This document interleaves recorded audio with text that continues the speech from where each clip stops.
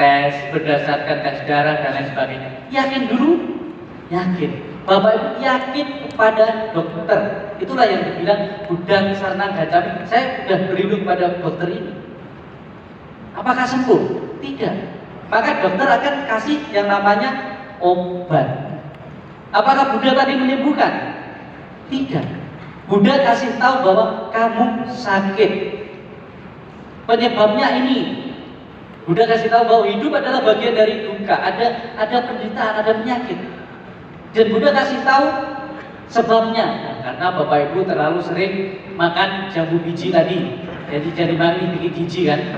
Terakhir kecewa. Nah, ketika kita sudah yakin, dokter kasih obat. Ini obat. Obatnya apa? Dhamma. Ajaran Sang Buddha. Apakah ketika dokter ini kasih obat Bapak Ibu langsung sembuh? Tidak. Maka harus meminum obat itu dengan kita yang minum sendiri.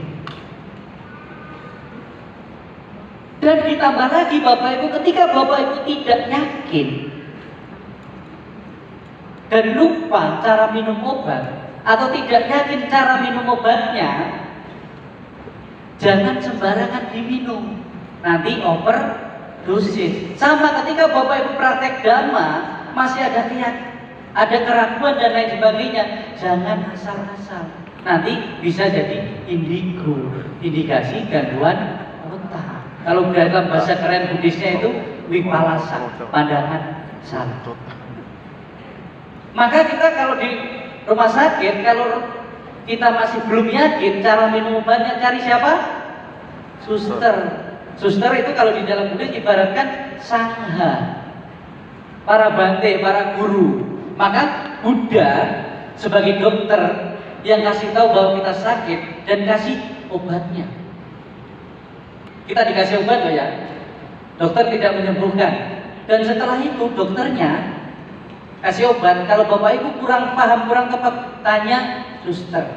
Ketika udah disuruh minum sesuai dengan anjuran dokter dan didampingi oleh suster, maka Bapak Ibu bisa sembuh dari penyakit.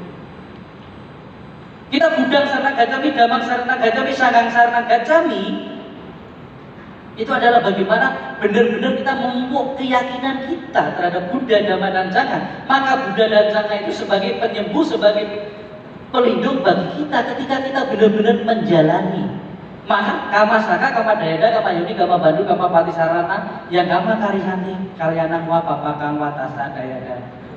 Saya tercipta, terbentuk, terlahir oleh karma saya sendiri, terlindung oleh karma saya sendiri, baik atau buruk karma yang saya lakukan.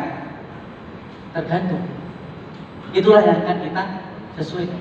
Sama ketika kita ke dokter, ketika kita udah dapat obat, sembuh tidaknya kita tergantung cara kita minum obat itu udah benar atau belum, udah tepat atau udah sesuai. Dokter dapat gelar bukan untuk menyembuhkan manusia, tetapi kasih tahu bahwa kamu sakit dan kasih tahu obatnya. Begitu juga dengan Buddha. Itu untuk memperkuat tekad dan keyakinan kita. Tapi kalau tadi udah berhubungan dengan Tuhan, pencipta dan lain sebagainya, itu udah final. Di dalam Buddhis tidak tercipta, tidak terbentuk, mutlak di luar diri kita.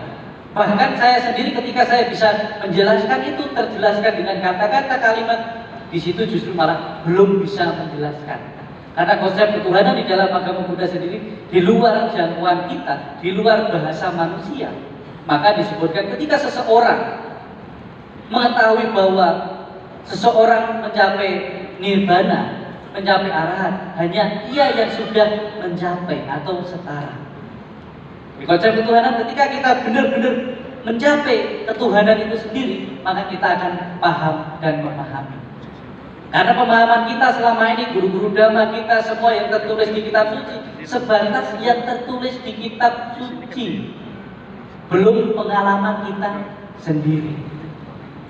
Memang itu dari Sang Buddha, tetapi apa yang kita baca belum tentu seperti yang Sang Buddha sampaikan. Maksudnya seperti apa? Loh, kadang-kadang saya ngomong A, Bapak Ibu memang dengarnya A, tapi belum tentu kan pemahamannya A. Gitu. Oke, bisa dipahami? Oke, yang penting kamu udah dapat buku lah ya.